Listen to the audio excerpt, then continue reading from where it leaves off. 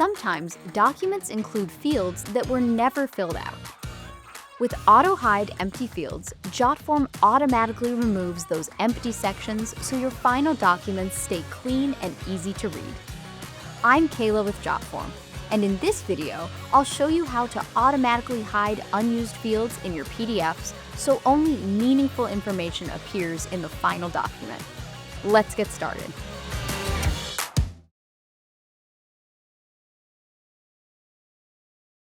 After you have some forms submitted, go to the top left corner and open the PDF Editor.